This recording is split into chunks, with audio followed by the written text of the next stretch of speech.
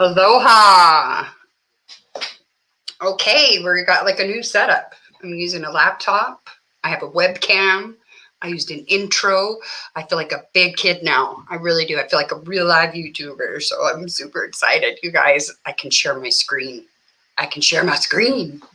Thank you, Amy, for like getting on StreamYard several times a day with me to try to figure this out. I was trying to do it on my phone. The lack of affordable and accessible childcare is holding women back. From re-entering the job market. In fact, 64,000 women left the job market in April this year alone. Sorry. Now, it just played the next video. Okay. 1 second. Stop sharing. I told it to stop sharing. Okay. Get rid of that one. Come back over here to you guys. All right. Okay. So can you hear me? You can't hear me? Oh, shit. Hold on. Am I just talking to myself here? Oh, now we have sound. Wait.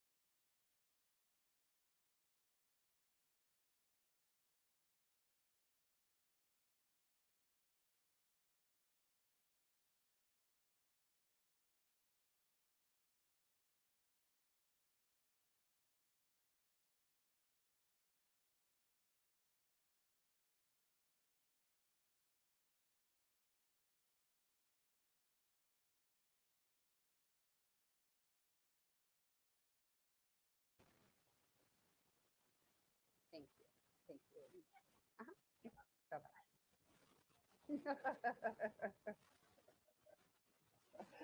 How long have I been muted, you guys? Like, this is all new stuff. Next time should be smoother. It's going to get better each time. I'm just working out the kinks. So this is not the polished and perfected show. This is the Weird Mom show. So it's right there in the name. But it wasn't your Bluetooth Lab OG. I believe it was my mute button. Yeah, that one was me. My bad. My bad. So convenient. Yep, we can hear me now, though, right? Okay. Oh, did it mute again? Hold on. Hello? Okay, girl, let's figure this out. You still have no sound. Okay. You're unmuted because I see that the mute thing is off, Mm-hmm. but we can't hear you. Okay, let me check my settings. Did you turn the volume down on the computer or something? I plugged my headphones in. That was what I did different. Because I unplugged them when we did all of our tests, and I unplugged them to go step away from the computer so I wouldn't have to do my. Maybe unplug the headphones and see if that works. Okay.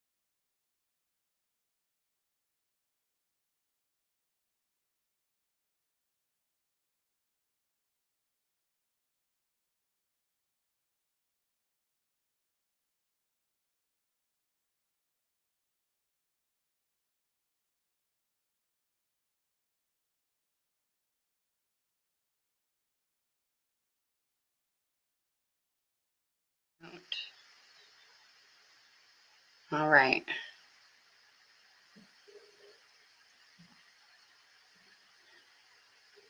Did that work? How we doing now?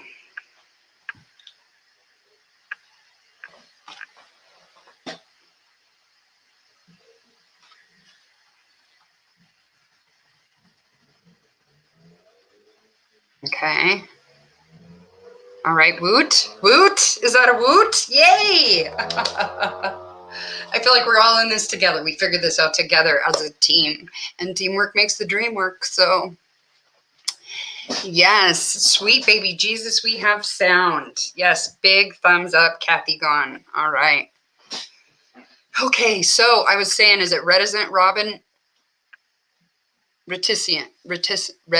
I don't know how to say I'm reticent. You didn't hear me murdering it before, so that's cool. That's one good thing the mute did for us. Okay.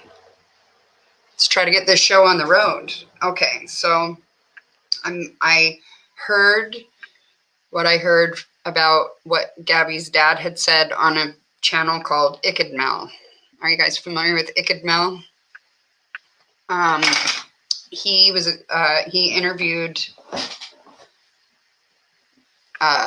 Kylen Schultz's dad twice. Oh, you probably didn't hear me saying, all right in the beginning, I was saying I was spelling the name wrong yesterday, and I was saying it wrong yesterday. I was saying Schultz. And it's Schultz, Schulte, Schultz. And then the dad, I was calling him Jean-Paul. I'm very sorry, Sean Paul, for saying I remembered it wrong. So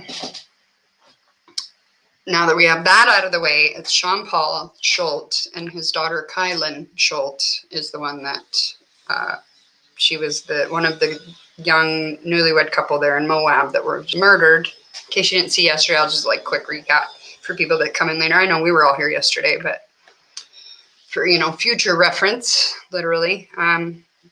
Today we're talking about Kylen Schultz and Crystal Turner, the couple that was murdered in Moab, Utah.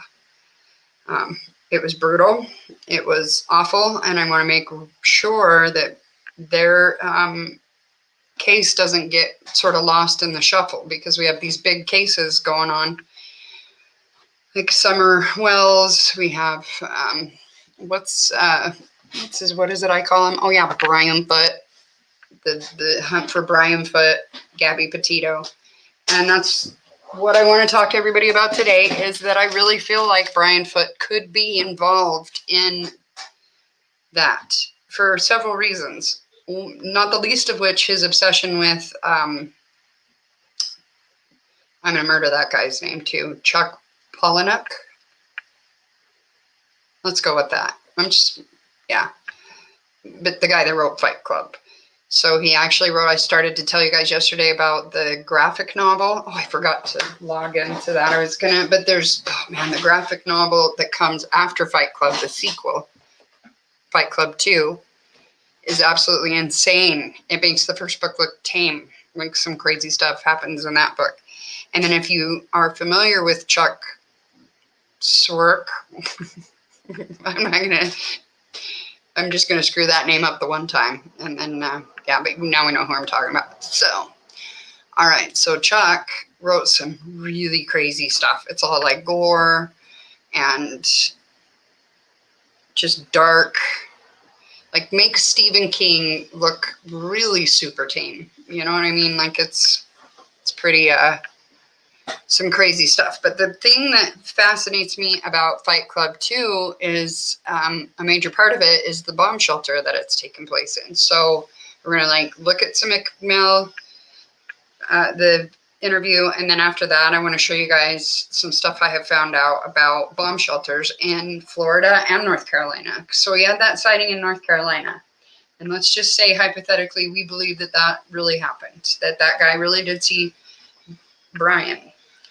And so if that were true, now see, there are a lot of bomb shelters in North Carolina as well. So that's what we're going to do today. That's on our agenda. So, okay.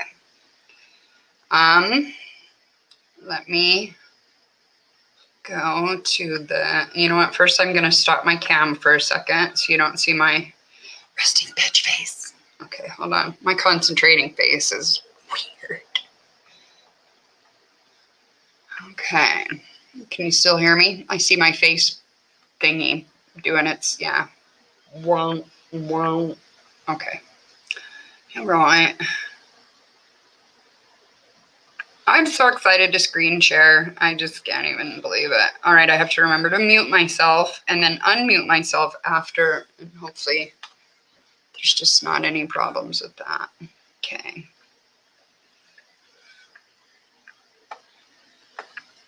So I think I'm going to play it and then I'm going to stop it and we're just going to kind of react to this together. That's kind of the idea.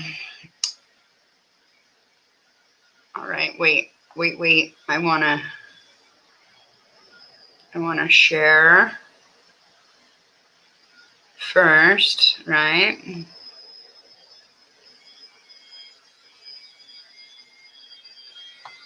We go share screen and then we say Chrome tab, and then you might hear my neighbors doing some yard work out there, so it's good timing to watch a video. And then I'll jump in the chat and chit chat with you there, and maybe we'll pause and go back if we want, whatever. Let's do this. Let's see. I think it's that one. Yep, I think that's it. I think that's the one. So we're going to make that nice and big. And then, all right, I'm going to mute. Okay.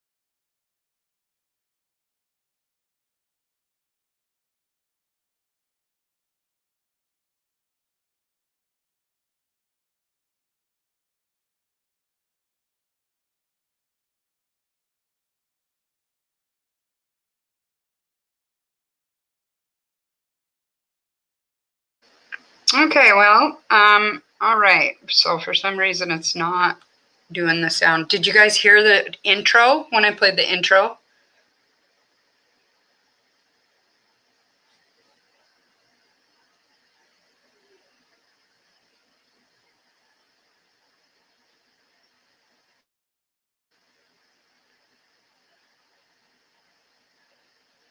Okay, we're gonna try sharing without muting myself. Did you guys hear the intro I played in the beginning? Did you hear the music for that? Shit. Just like that. I don't feel like a big girl anymore. It's okay. We're gonna figure it out. It's okay. It's gonna be all right. All right. Share.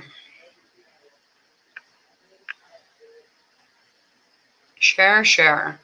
Some screens let you share audio, it says. It says look for the share audio checkbox next to the window. Okay, so maybe that's what I did not do. Let me follow these steps to share video with audio. Damn it. Sorry. All right. I thought I had this figured out. I really did. It worked without being live for some reason. Being live changed the parameters of the success rate. So, right, it says click the blue share button. Yep. Share your entire screen application under a Chrome tab. Yep. Click share screen. Yep. Did all of that. We did all that. All right. All right. Just talk amongst yourselves for just a moment. Open a new Chrome tab, drag and drop the video file into, should show plus, drag the file. Nope, that's not it.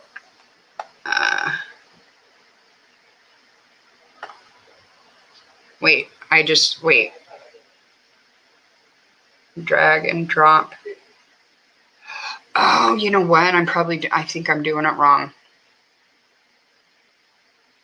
I think I know what I did. I think I know. So if I go Chrome tab, I click Chrome tab, and then I can grab the video I want, and then I drag it into the... It has now been nearly 2 months since the bodies of these two women, Kylen Schulte and Crystal Turner, were found near Moab. And while no suspects have been publicly identified by law enforcement, the family of one of the women has now brought on some new help to look into the murders. Fox 13's Brian Schnee sat down with a private investigator to learn more about what needs to hear that now? To hopefully crack this case. Oh, for nearly a month, Sean Paul Schulte had been collecting clues at a park in Moab, trying to compile any information he could on the alleged murders of his daughter, Kylen Schulte and Crystal Turner. And he assembled all these great clues, including a suspect list. Now, Jason Jensen, a private investigator, is involved, trying to build on the information Sean Paul compiled. How many people are you looking at right now? Our list is roughly 17. That list is of people who might fit the profile of a person of interest. But since all of the physical evidence is in the possession of law enforcement, he's having to take a different approach. This is where Crystal and Kylen camped. He recently visited the site where Kylen and Crystal were found. What we're hoping for is that satellite imagery will identify the color of a car that was parked next to Kylen and Crystal's camp, so that we got a color, and hopefully if it's clear enough imagery, we might be able to get a sky view and discern what the make and model might be. Next, another challenge. He's hoping that someone comes forward with dash cam video that could show more about the vehicle. The video's out there. We just got to get the right person. Sadly, we're talking Moab, where you get visitors from all around the country and all around the world. Jensen believes the murders of Kylen and Crystal took place on August 14th or early August 15th. He's also hopeful that law enforcement is working towards a DNA profile with evidence collected at the scene so they can name a suspect. I honestly believe that the Grand County Sheriff's Office is doing all that they can, but it takes time. Investigators do believe there is visual evidence still out there that could help connect the dots in this double homicide investigation. If you have any information, they'd like you to reach out. We can show you how on our website, fox13now.com. Brian Schnee, Fox 13 News, Utah. Fox 13 News. Okay, well, good news is we have sound. Bad news is that wasn't the right video. So I have no idea what I did. It just worked. But the whole time it was going, StreamYard's experiencing an error. So that's okay. Okay, we got this. It's okay. It's okay. We're going to figure this out. We might just listen to the phone call without the video, because I think I can make that happen. Let me just try.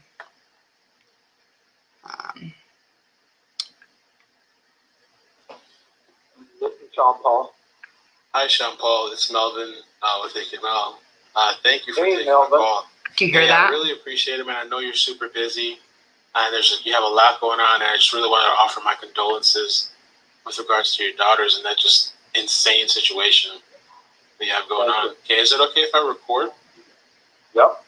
Okay, thank you. So you're not from Moab, Utah, right? I actually have lived here just for 6 years, but just not this year. Okay. So you I traveled. moved back to my hometown, back to Helena, Montana this year. And so you traveled back for this situation that's going on. Can you explain a little bit about the clue booth? I saw that on your Facebook. Is it okay if I share the Facebook and the GoFundMe? Absolutely. Share my pictures, you bet. Okay. The clue booth is set up at the city park downtown Moab, Swanee Park. That's where the swimming pool complex is. And I'm at one of the picnic tables in the shade.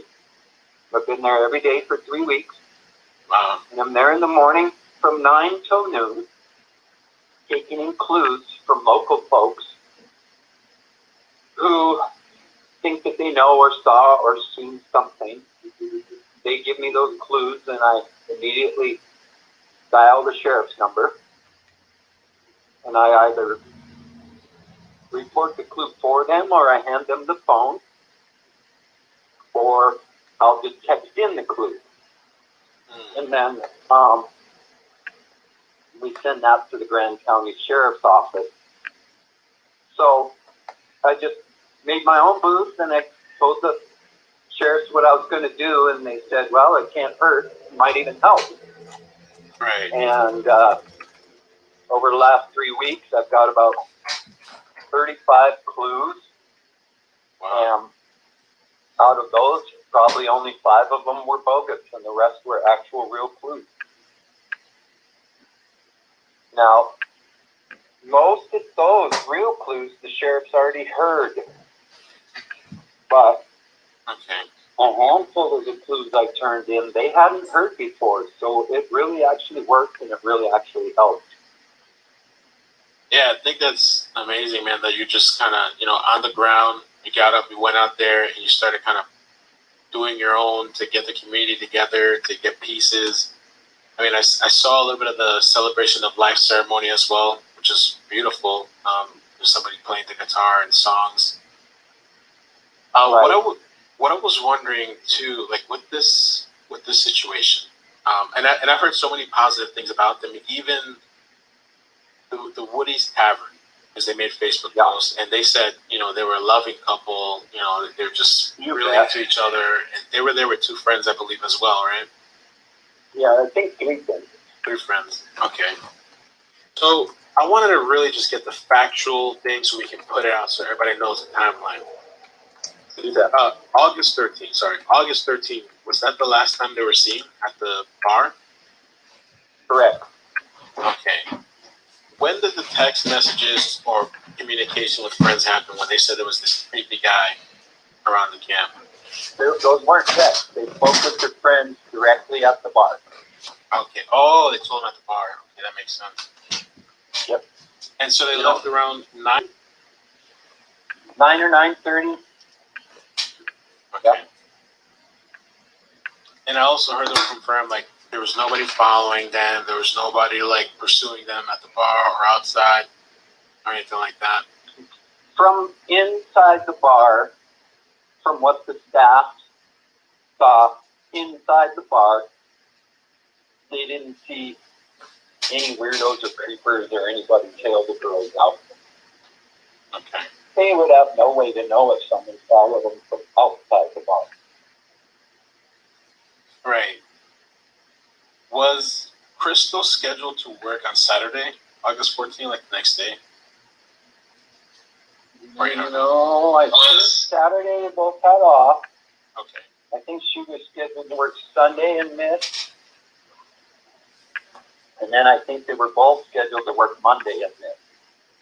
Okay. By then, both employers had called the police and said, this is very irregular. You girls never miss a shift without calling us. Is the official date that they were reported missing August 16th? Is that correct? To the police? Yeah, like they were reported missing officially. Was that August 16th? I think it was the 15th. Okay. which is Friday the 13th, Saturday the 14th. So I think it was Sunday the 15th. Yeah.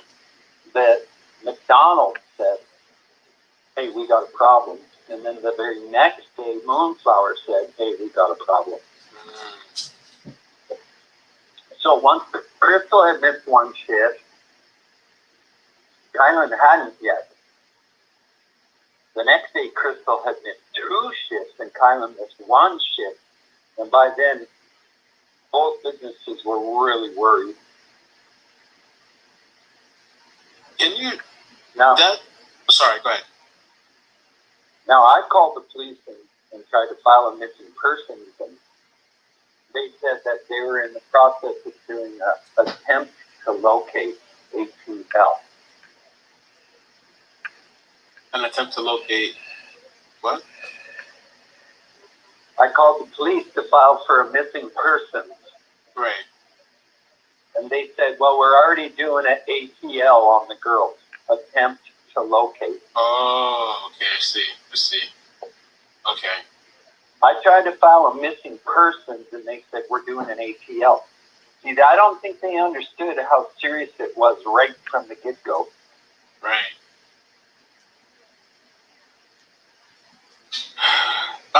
The campsite, do you know specifically, like, what creek? I know it was said that they were in the South Mesa area by La Soup. I'm not sure how it's pronounced. La Soup Road? It's called La Salle. La Salle is the mountain, Lasale. That's La Salle Mountain, and it's called La Salle Mountain Loop Road. La Salle Loop. Loop Road. Okay. Yes, La Salle Mountain Loop Road. And do you know what creek it was about? Like, do you know specifically the camping area, or? Okay, the creek doesn't. Yeah, I know exactly where it is. I've been up there many times over the last 6 years. The women were on a weekend campout at a site off LaSalle Loop Road. As you go east of Whispering Oaks, which is that's the spot setting was, okay?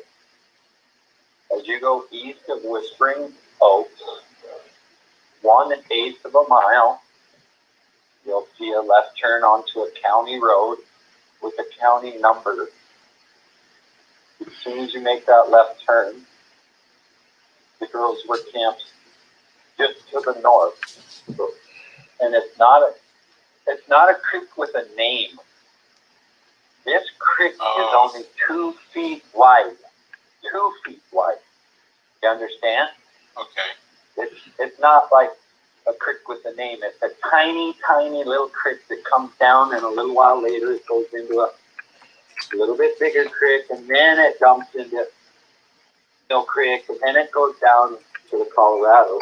But up there where the girls were camped, their campsite is right alongside this tiny little creek. Okay. Let's see. And then apparently the creeper camped too close to them, and it freaked them out. And there is a campsite in between where the girls were and the road. And it's such a small area. Honestly, the way people camp around here, if you are in dispersed camping and you have a campsite, the other people, generally speaking, give you space. Right. And camp a little further away from you. This guy did not. He camped too close to the girls and he creeped them out. Have there been anybody reported like, oh yeah, we saw somebody weird too, or like creepy around the area that you know of? Quite a few people have seen weirdos around the area, including up on the mountain. But we do not currently have the description of the creeper, or a vehicle, or a weapon, or a license plate number. We have zero. Now, the authorities may have, but me here on the ground, I have nothing. How has the investigation been so far? At least what you can say, what have authorities done? did he take your Well, cell what I phone? would say is for this father, it's taken too long, but I mean, 2 days would be too long for me. Right. So this is taking forever. I mean, 5 weeks today is, it just seems like it's taken forever. And, you know, I believe that they're limited. You know, they say they're getting assistance from the FBI, but that doesn't mean 4 or 5 or 10 or 12 people. I think it just means they're able to use their technology, you know, their database or whatever. Right. But I don't know. They won't tell me anything. I saw you comment too, like on Facebook, about I think it was the Grand County Sheriff's Office, where they said, well, I don't know if you commented on that. I saw that they said they're trying to find that the Sheriff's Office said there's no current danger to the public. The Grand County Sheriff's Office said the women were shot multiple times, and investigators are following up on leads. What doesn't make sense to the family is a statement from the sheriff saying there's no longer a threat to the community. How can you publish something and say that the community is not a danger when there is a killer at large? Please tell me how that works. Was there a statement? Yeah, isn't that crazy? How could they possibly say that if someone raped and murdered 2 girls? I could see the mountain from here. I'm in town. It's right up there. It only takes about 25 to 30 minutes to drive up altitude into the mountains from Moab. So people were raped and murdered right up there. Jesus. And they're saying we're safe right crazy. down here. That's right. It doesn't make any sense whatsoever. None. Unless they know the perp, unless they know exactly who it is by DNA, fingerprints, ballistics, whatever, and they know that that guy is in Mexico or Tahiti or wherever, then there's no way in hell they could say we're all safe here. But how Okay, I'm going to pause right there because I really want to point out, oh my goodness, damn good point. And that's exactly why I'm here saying, you know what, maybe it could be Brian Laundrie, because what do they have that is showing any different? It's just like, yeah, no, we don't think that's him. You know, I mean, it feels like a brush off. It does not feel like they've put any like effort or time into finding out when, I don't know. Okay, I'm going to back that up a little bit because, you know, I'm not a cop. I don't know what it's like in their little world or whatever. But just from what I'm going to phrase it like, the experience that we have with them dealing with Brian Laundrie specifically is they were colossally wrong.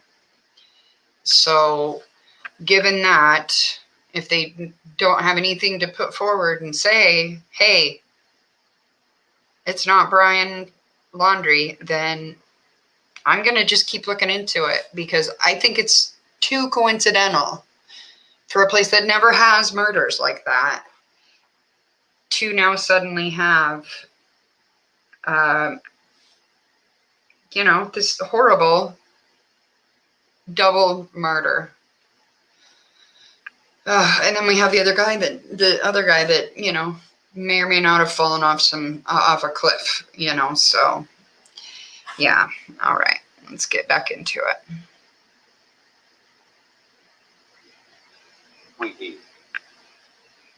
It's not possible. Right. Yeah, I'm really sorry this has happened to you and family and friends. I mean, yeah, it's pretty brutal. You know that we lost our son. You know, I lost my boy. Yeah, I saw that too. Mackie was shot to death almost instantly by one of his own friends. Wow. I mean, it was just that boy accidental. thought a bad guy.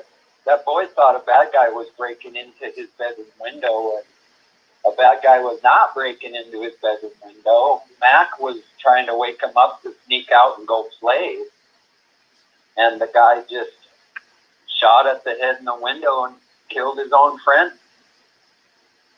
Oh my God, this family has been through so much.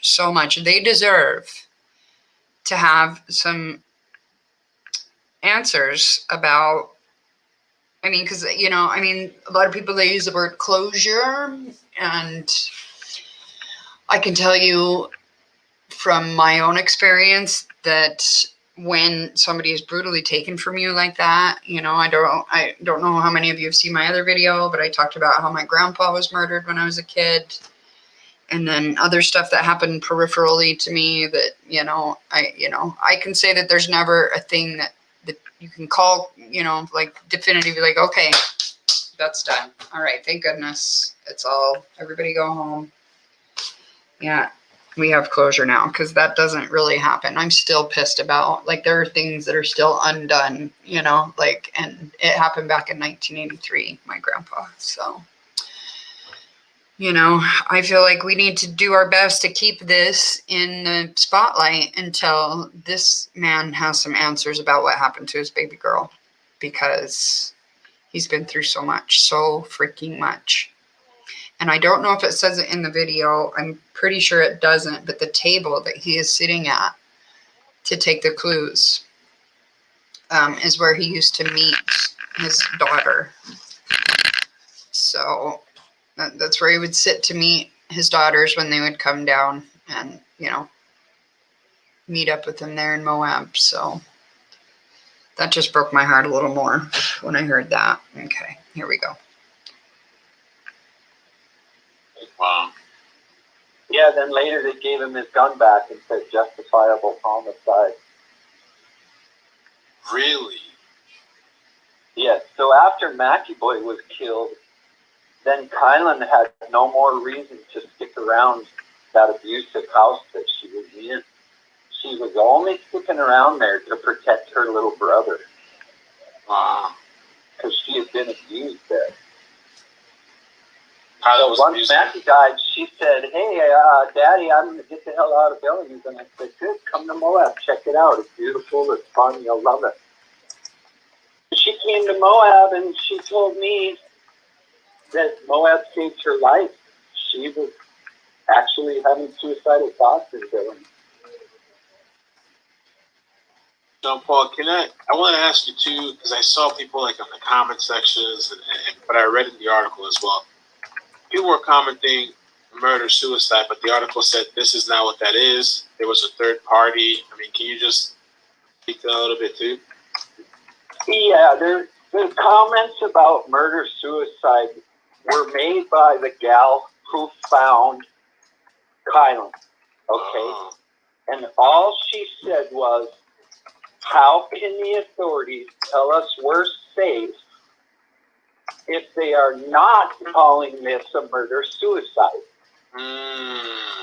So the only time murder-suicide was ever mentioned by anyone ever was when Cindy Sue said, if you're not calling this a murder-suicide, so the girls didn't kill themselves, then how could you possibly say we're safe?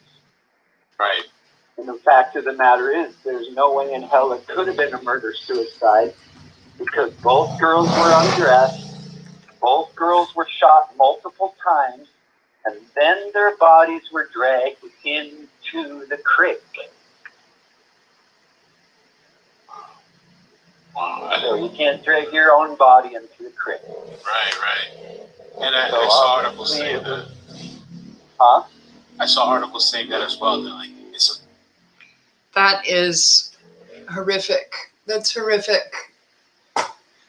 That is just awful. Absolutely awful. I bet it is incredibly difficult for all of the people that knew this couple to hear about how disrespected they were in every way. Because there was also evidence of SA. And from what I understand, and so my heart just breaks for this guy.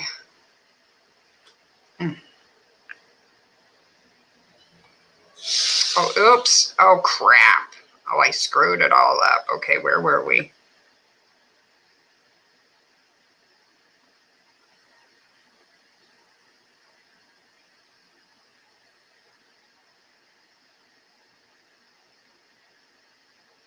You see, I bet that the tags on there, so it's going to be easy to tell. Oh.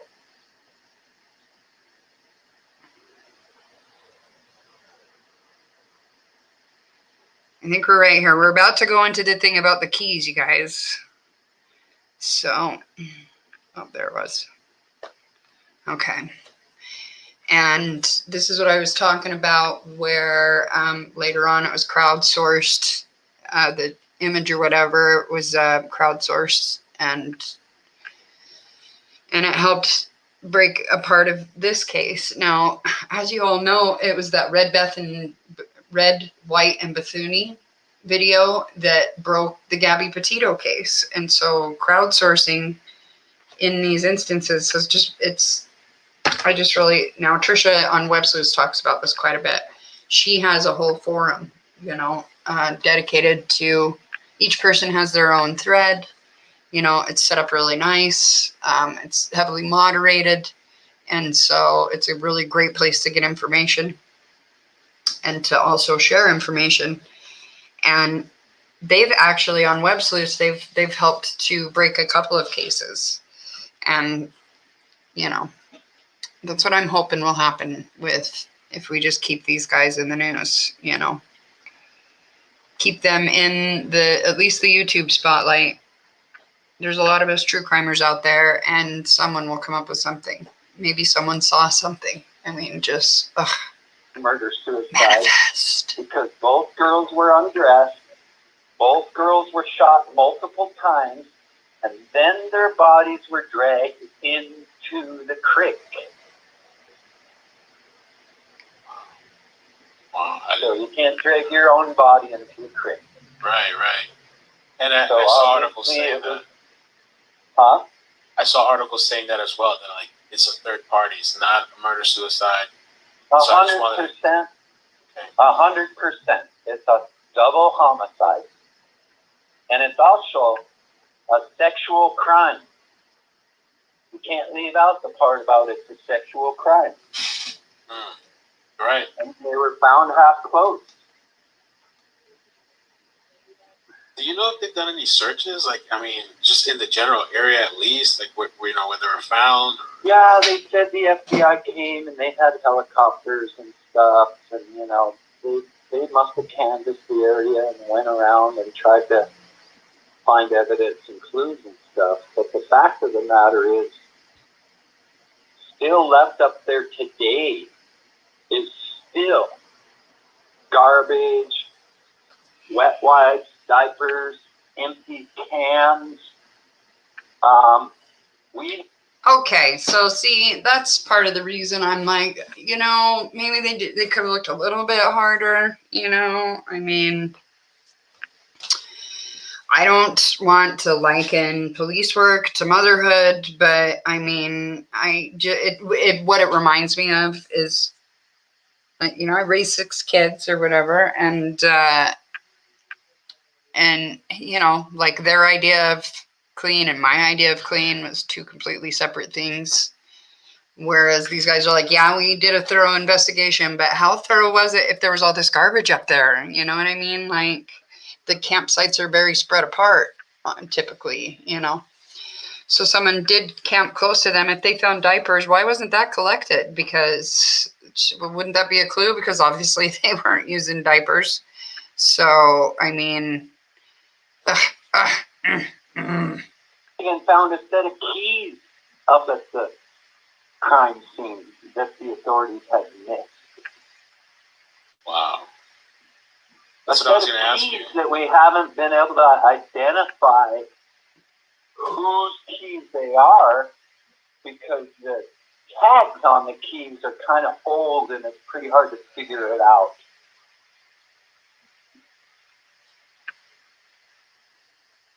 So this is an artifact that was actually turned into my booth by people that were... So it was an old picture on Instagram of Brian Laundrie with his with someone, a small child, helping them at a climbing gym. So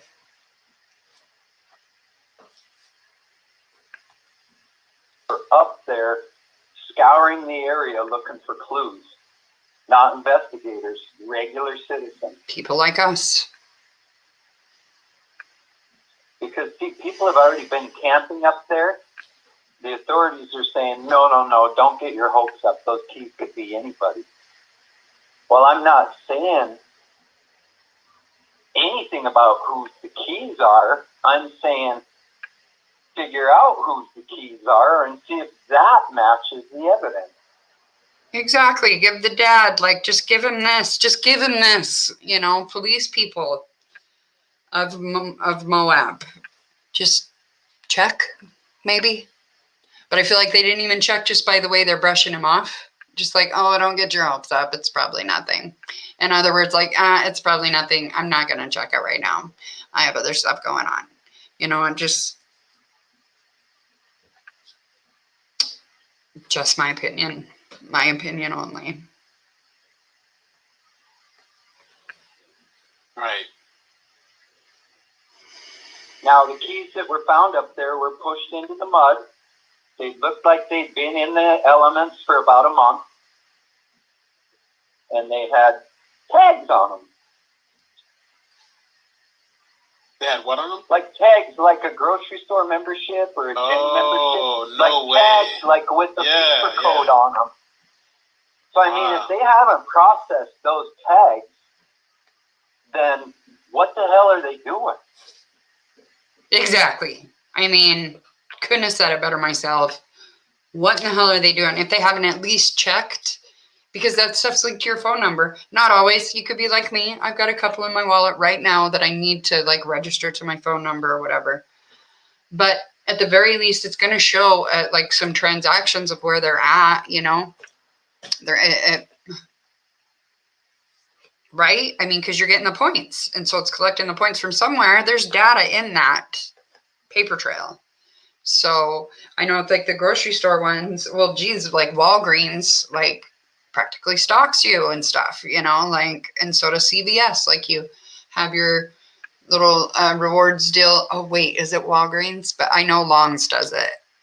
And then when they print out a thing of coupons, like those coupons are very like personalized. Like, how did you know that I needed that? You know, like embarrassing thing to buy at the pharmacy, you know, but yeah, like, so there's a lot of data in those, in those key tags. It may not seem like much, you know, and you might like, you automatically think I got to match a key to something, but,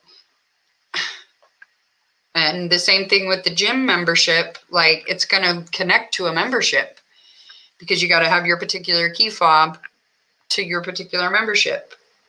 Like, unless it's like one of these, I don't have it on this keychain. It's on my other one, but just like the little magnet thing that you wave in front of a deal, you know, those I don't believe store any kind of information other than who it was issued to begin with. But isn't that kind of valuable in a murder investigation?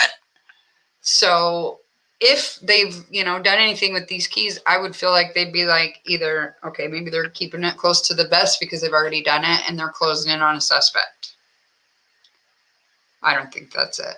I don't. I wish that that's what they're doing, but I doubt it. I just doubt it. You know, sue me. I'm sorry. I don't have a lot of good experiences with police officers, and I'm not a criminal.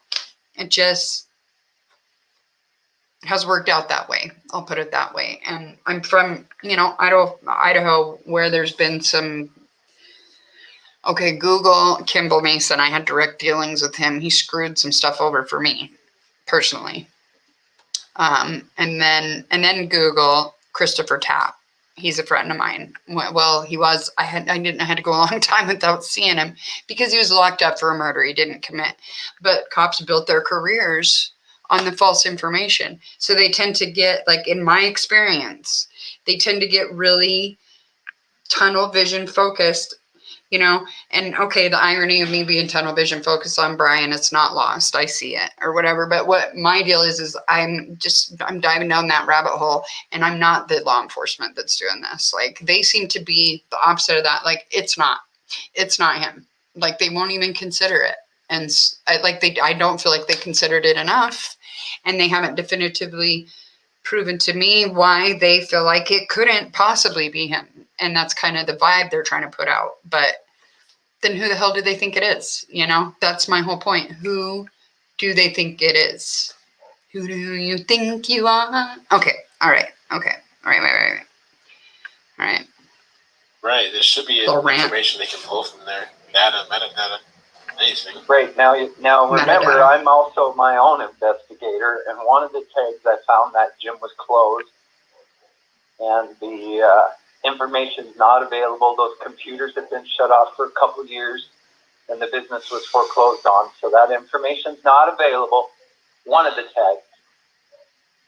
The other tag, we haven't been able to identify what business it's from. All we have is a very vague logo. We don't have a name or an address or anything. He said a very vague logo as that truck went by, in case you missed that It's part. a very vague logo.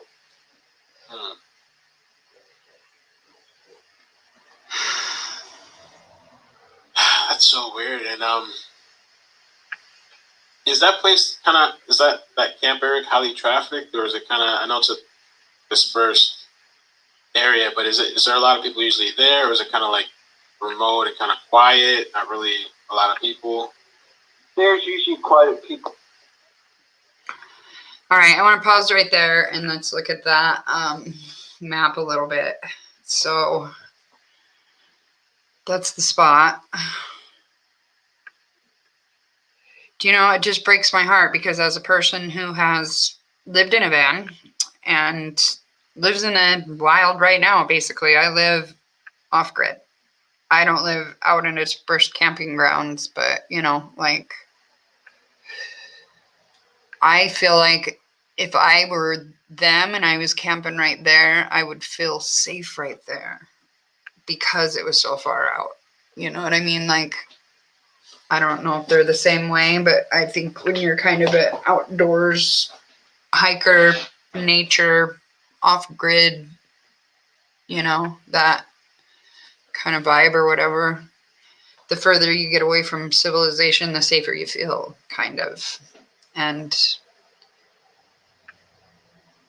that was their safe space.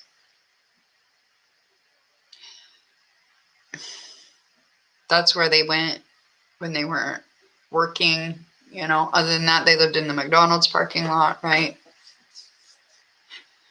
That was their safe space. I don't know. People there. Keep in mind that it's less than an eighth of a mile from Whispering Oaks, which is kind of a little tiny, 5 houses that are like the resort area. I see it, yeah. Super close to that. And there was a wedding party there Friday and Saturday night with 100 guests. So, were the wedding party guests fingerprinted, DNA'd, and questioned? No, they were not. How do I know? Because I spoke directly to the father of the bride, and he told me he had a spreadsheet of where everybody was staying, in which cabins and what lodge, that he had made for the authorities, and they never called him back for it. And they never explained to the wedding party that the girls were murdered a 16th of a mile away from you guys. So I kind of feel like this is like exactly my point, you know? And you have to think nothing really big like that really happens in Moab, Utah. So it's not like they have like a homicide division where they're going to be like, you know what, Bill, go down there and I need you to interview all the witnesses. And you, Jerry, go get all of the freaking footage off all the cameras you can find.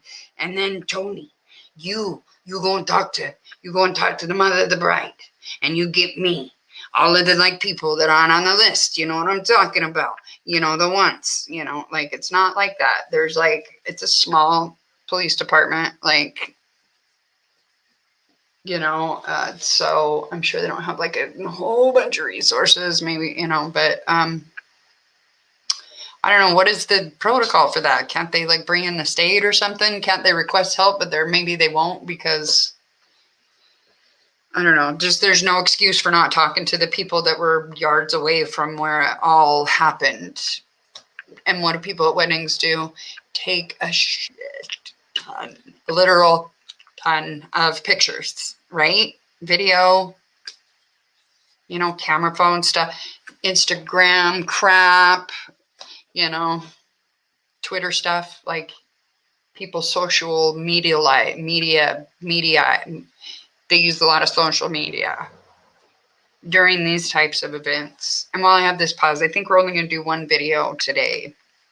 Let's break this up into parts and then we can come back tomorrow and listen to the other one. Oh, sorry about the clap. And then, oh, that's what she said. I mean, anyway, sorry, never mind. I have the humor of a 10-year-old boy sometimes. I'm so sorry. But yeah, and we'll do, and because I want to be able to get to the bomb shelters part. That's my favorite part. Okay. Guys, right under your noses, a gunshot sound away. Wow. So, my point is, one of the wedding guests could have flipped a U-turn right there where the girls were, because if there was no parking at Whispering Oaks, they would have flipped a U-turn right at the very next left turn, which is right where the girls got murdered. Keep in mind, the girls got murdered only 150 yards from the road, from the paved road. So they weren't out in the middle of nowhere. They were close enough for Cindy Sue to see them from the paved loop road, find their van, and then go in and find the girls.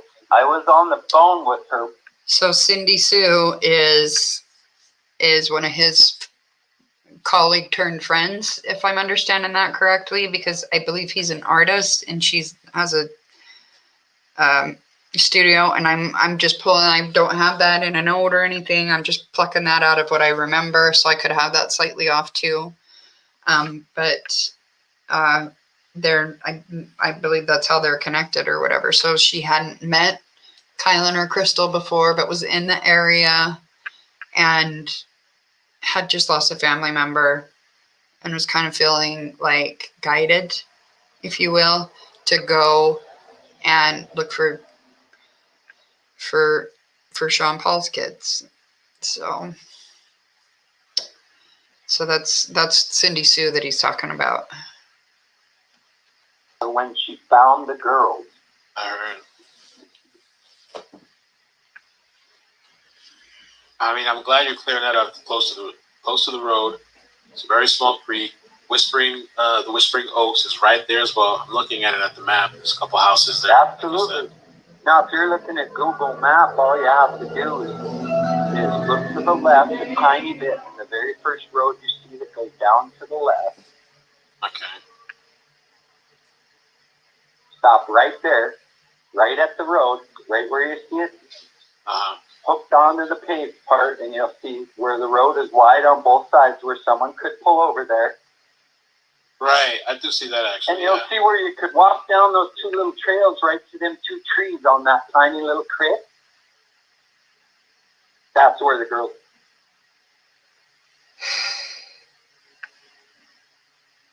Wow.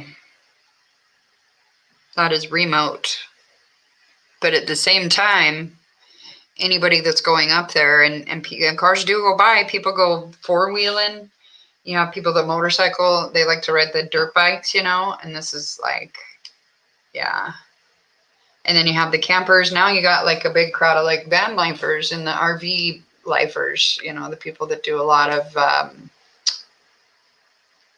traveling and stuff. So, yeah, that must be the little creek there. So you got the trees. That one big tree and then the two little trees and then, yeah. Yeah, that doesn't seem to have like a lot of coverage from the road, you know. So you would see them going by. If, like say, I don't know, if like Brianfoot decided he wanted to could be telling Gabby like, yeah, let's go check out. I heard it's pretty cool up there, some good hikes and stuff. So he could have hypothetically, in my opinion, just my speculation, drove right past there and recognized their Kia Sorento from town because because as I understand it, they were, it's like Amy was saying yesterday, when you live in a little tiny place, you don't rush out of work and run home to get into your little tiny little, some folks don't. And so they, hung around town and stuff, and then for them going home was getting in their van and parking at McDonald's. So you would be out, like, then that means the world's your living room. You know what I mean? Like they were probably like had like a little routine of like get a coffee here or, go hang out there or what have you. And so maybe their vehicle was well known to certain parties. And then, if they were somewhat followed, and then let's say it would be easy to see them from the road. That's what I'm saying. That's what I'm trying to say. That's what camp. Right in between those two trees where those two little dirt roads go right down to that tiny, tiny little creek. Oh, okay. I see a tiny little creek, yeah. Yep. So when people say that they were dragged into the creek, it's hard to explain, but I mean their bodies are almost bigger than the creek. That the perps dragged them over to the creek to try to wash off evidence. Then they left them in the creek, and 5 days of rain, hail, runoff washed away those girls' blood for 5 days. Yeah, it's like, I was wondering if like maybe this is somebody that's done this before, like experienced, to. Well, I think you have to be severely mental to do this, and it doesn't sound like a first offense. I mean, double rape and double murder? Yeah. That doesn't sound like someone just decided to do that off the. That's a really good point too, and you got to consider it's 2 against 1. So, I mean, almost like you'd need to have like the intimidation factor of the gun to even make it, to be able to pull it off.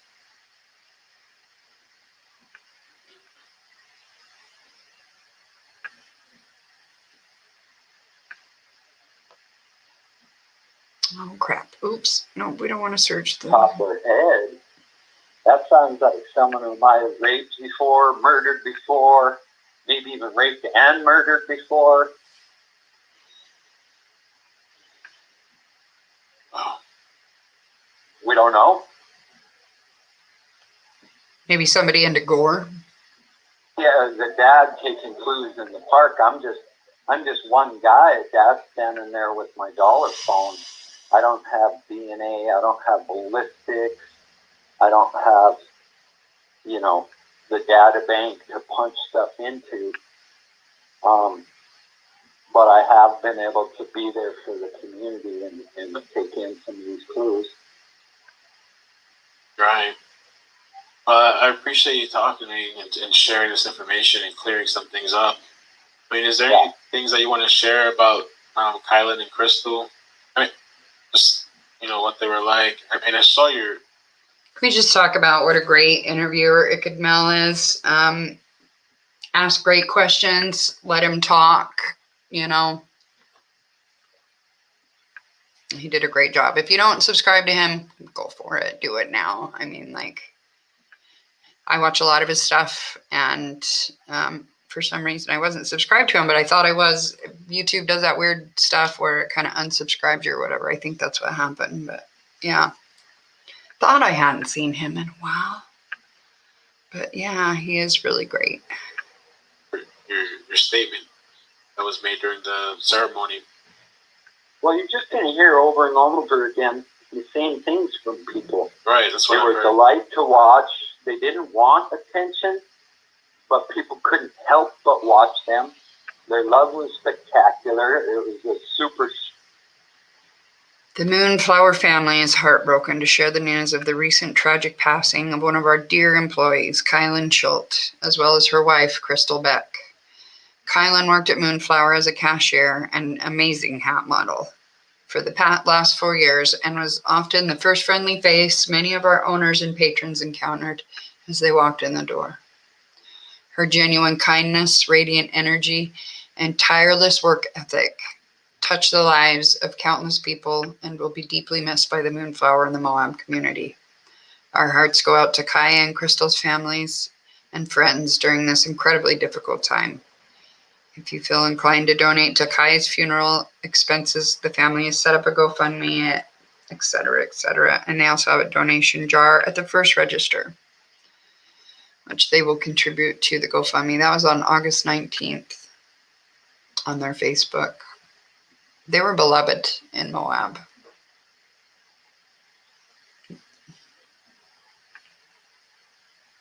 Shining bright light for everyone to observe. Moab loved and cherished those girls. You know, Kylen was the greatest thing that ever happened to me. She was kind of sort of my firstborn, you know. Kylen and Crystal were wonderful together. They were very playful. They were very loving. They had super great little adventures together. They were really outdoorsy. They would love to hike and swim in the creek and all that kind of stuff. Thank you so much. And who should, if people have tips, where should they go to send tips? Well, they need to call the Grand County Sheriff's Office at 435-259-8115. Okay. Oh, you do still own this place. I'll come talk to you in a second. Yeah, we're having a burger at Milk's, famous Stop and Eat. Milk's Burger Shack, burgers in shape. Yeah. Super great place in Moab here. Nice. Well, I really appreciate your time, and I know you were very limited, so I really thank you for coming on and just sharing the story. I'll put the links as well so people know how to find you and the GoFundMe. Okay, let me stop that right quick. Hold on. We'll look at some of our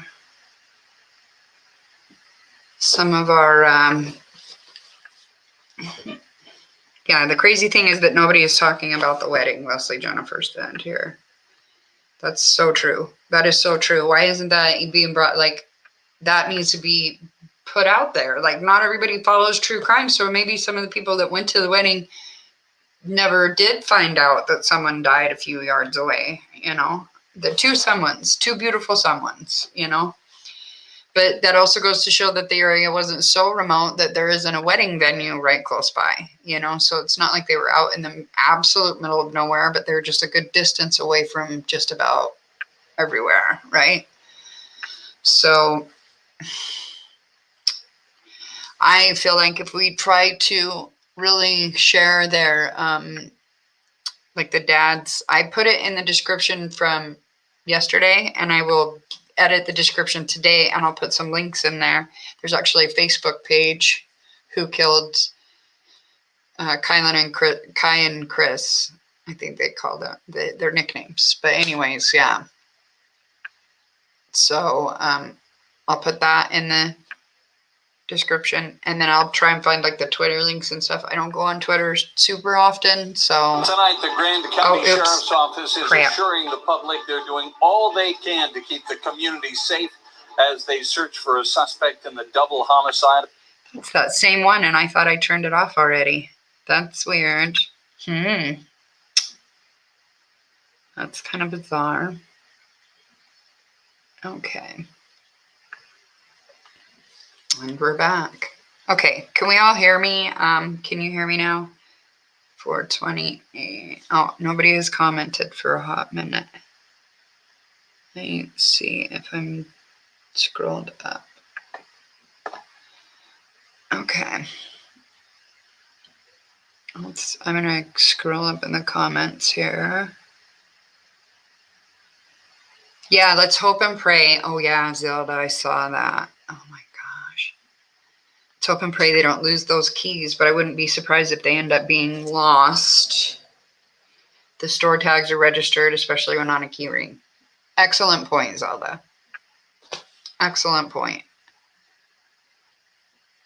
Stuff does go missing from the evidence room a lot. In fact, I refer back to when I was talking about Kimball Mason. Yeah. He was a prosecuting attorney in Idaho Falls. And one of his favorite things to do is shop out of the evidence locker. So, but it's okay. It's fine. Everybody, you know. Yeah, that was crazy stuff. Crazy stuff. Okay. And then keep in mind, I wanted to put, keep in mind, a beat cop doesn't have enough experience that a seasoned detective has. So that may be the reason why they're so nonchalant about the keys. Exactly. That's what actually led me to go off on my I saw that, but I didn't. I went off on my tangent about, I understand maybe they're a small department and that maybe they don't have the resources of a big city, you know, with their homicide department, their homicide division. I don't even know if Moab's big enough to have different divisions. It's probably all one division. And they, you know, like not it, like who has to go do the parking tickets, you know, like, I don't know. Moab is not a huge metropolitan freaking crime area, you know, like you have some burglaries, I think, you know, maybe. I don't even know about that. Like, but when I was looking up the crime stats of murders, that just is not common there at all. And then when Brian is around, people are just kind of dying. Kind of reminds me of another person I've extensively covered on this page. Let me think. What was her name? Oh, yeah, Laura Hoare. Anyway. But the thing is, Brian being so into all of his gory authors, gory comic books, he likes to draw them. He's very, you know, kind of enamored by the different ideas that are discussed by Chuck Palahniuk, whatever his name is. Yeah. So I wanted to show you guys some of the graphic novel, but we'll do that on the next one because I don't have that pulled up. I had to get like all my tabs ready. You know who told me some good tips and advice? A good friend of mine, Amy, did that. I love it. So, oh, not that one. That one. Okay. All right. So now we're going to segue into bomb shelters. Like, I don't. So one of the things in Chuck Palahniuk's books that he talked about, mentioned it earlier in the video, was that they're kind of centered around bomb shelters, right? So let's have a look at some very interesting, let me see. Oh, I wonder if I could find a video. Let me look.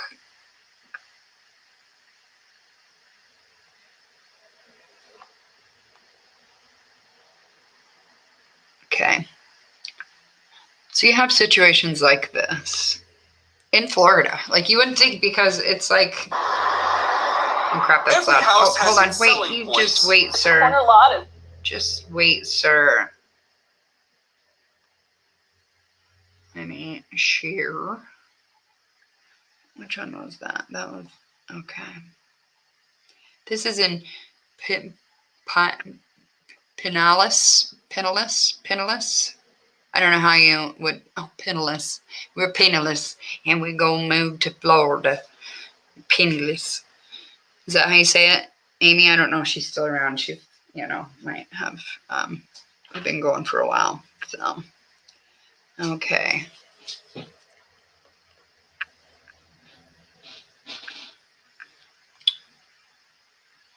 So some of the bomb shelters are like small, right? We're just going to fast forward to that part. We don't need to see the whole like, oh, we bought a house and it was wonderful. And we're like, oh my gosh, it's so cool. I love it. Oh, look at the yard. It's so nice. It's green. It's really lush. It's lovely. And it's a corner lot, so it's that much bigger. But it's kind of older. Look at that oven and the stove. Yes. Oh my goodness. Has a rotary clock dial. Yes. So we love it, and we just loved it, and we were just like, oh my gosh, it's like retro, and we were so in love, and everything still works, and then, but wait, there's more. And if you act now, what did they find in the backyard? What was it? It was a flower bed. Yes, that is a genuine underground Soviet-proof bomb shelter in Florida. In Florida. In Florida. Let me go back here. I gotta come back, check, make sure you are with me on this. Everybody can still hear and whatnot. You're in Toronto, Canada. Do you guys have bomb shelters in Toronto? Is that a thing? Like, I know there's a such a thing as frost heave in areas like Idaho and Canada. But let's see, where is Toronto? Okay, let's go back and hit play on that bomb shelter again. Let's have some more looks at that. So it's got this weird thing. Okay, now all the old school ones, they kind of hang. You gotta look for vents. That's what's gonna give away a bomb shelter. Or oddly placed shed. Like, you got your shed in the corner of the yard, but maybe that wasn't a great place to put the entrance to your bomb shelter. So maybe your shed is right in the middle of the yard. But you got to think about it. People weren't out there like advertising like, hey, we built this wonderful bomb shelter and it's completely stocked for our family and we can eat up to 30 days for 4 people. If you're a weak link and some stuff goes down, Florida man is going to come in and take your freaking shelter from you and kick you out and eat all your food without you. So you keep it quiet. So there's like some secret bomb shelters in Florida that are forgotten about. Florida. You don't see that too often. It goes down quite a bit, and it's arc-shaped. Imagine the possibilities today. Now it looks Tornado crusty. shelter, hurricane shelter, obviously, Given since we just got done with the hurricane. Party the room, man amount of cave, time that is wine cellar. The bomb shelter was definitely one of the key factors that he liked. Christine Lipinski's father, Stanley, owned the house for more than 30 years. He served in the Navy, so he felt right at home, safe and sound down here. And I remember going down there as a kid. It had this spiral staircase, which makes you kind of feel like you're in a submarine. It was a cute little place, the hideaway. And now that hideaway and the house above it are on the market, available to anyone who needs a... Yikes. That is not safe. Look at that. Some of the steps have broken. So, I'm not saying that every bomb shelter in Florida is in great shape, but it's a thought that I had. And basically because of the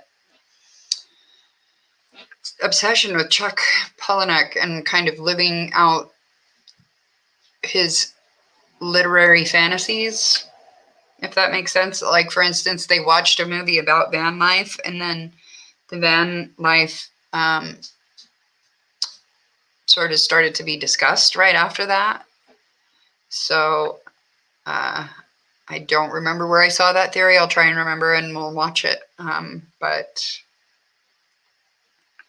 in terms of looking at what they were watching and posting about watching, like, we're watching this, like how you do with the social media. Some people are just they share a lot. I'm eating today, I'm working out, I did so many reps, I'm going to watch this and I'm going to eat this while I'm sitting here with so-and-so. Like, lots of information. I almost drooled right there. I'm really into true crime. Information makes me drool. I love it. Yeah, okay. Anyway, so that's awkward. Let's just move on. Now we're going to look at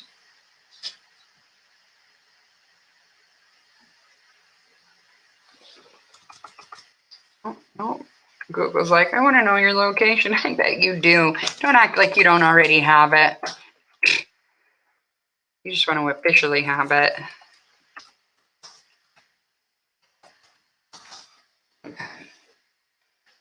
Okay. Let's look at this thing in North Carolina. Okay, there's a massive underground bunker in North Carolina.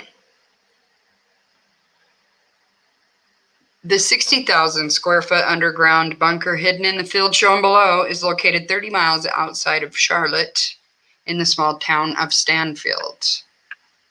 Oh, did I share my screen? I don't think I did. I don't think you can see what I'm seeing. Let me, nope. Okay. Yes, military. Oh, yeah. When they're around, there's some underground stuff happening.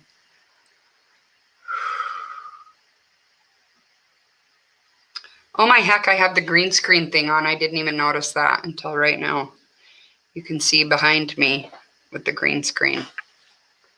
That's funny. All right. I'm going to fix that right quick. That's weird.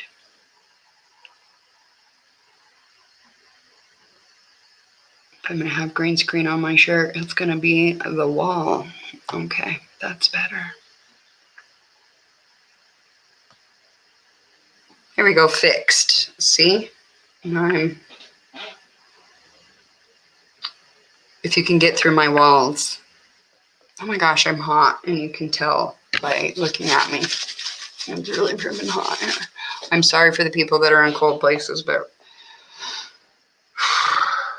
I'm pouring I'm glistening as hell. That's like some pure glisten. I mean, doesn't get some of that glisten off, okay? All right. Okay. Should have done that when the camera's off, but hey. All right, let's see what else we got here. We're going to share screen. I'm getting better at this. I wouldn't call myself any kind of expert yet, but it's sinking in. It's getting better. Okay, I'm going to show you this one more picture, and then we're going to take off because we've been on for a while. And I'll be back tomorrow. So, okay. A little extra space. It's a hidden gem. Just kidding. That's not it. Wait, not that one. Not that one. This one. You want to see the bomb shelter in North Carolina. North Carolina. Not to be confused with Louisiana. All right. All right, y'all. Okay, now the Appalachia Trail is also goes right through here, near here. Holy crap, sweat's rolling in my eye. Oh, yeah. We're going to have to quit pretty soon because I got to turn the air conditioning on. I'm really sorry. I hear myself say some shit sometimes and then it sinks in. I'm like, that was really thoughtless to those of you that are getting snow right now. Oh, yuck. Ew. So sorry. Okay, so are we shared yet? Are we sharing? Is it sharing? Let me see. Oh, come on. Come on. Don't. Stop it.